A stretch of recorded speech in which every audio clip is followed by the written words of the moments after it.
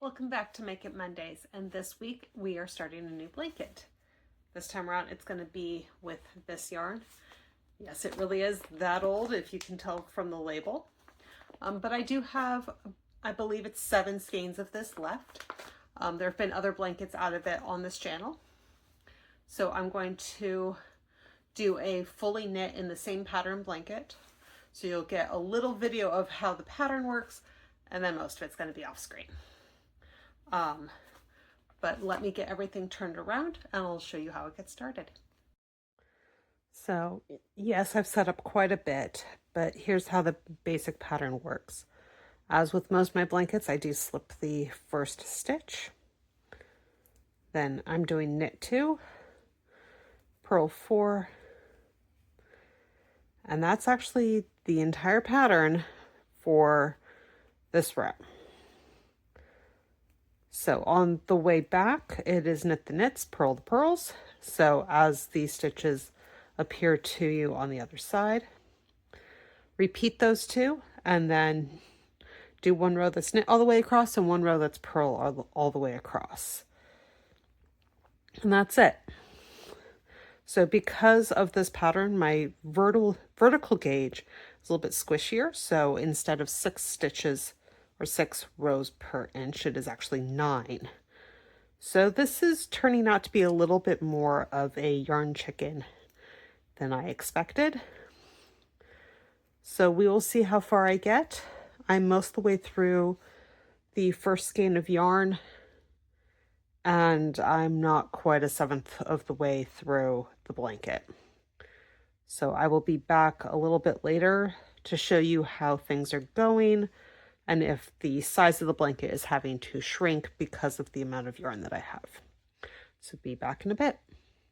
So here I am about halfway through the amount of yarn that I'm going to be using and about halfway through the size of the blanket. And actually, amazingly enough, it's about at the same point. So I should be able to get the 75 repeats of the little pattern, or 30, so this part, so one stripe, or the 32.5 repeats of the full vertical pattern. So that is both this stripe and this stripe. So that is one full repeat, and that is the half repeat or 1 stripe. So hopefully I can actually get that far. I do have 3.5 more skeins of yarn. I started with about 7. So we will see how this goes. I am just knitting the 2 skeins together, so the 2 ends together when I'm doing color changes, and I'll weave in the ends a little bit more when it's all the way done. But that is just how I'm connecting the yarn between.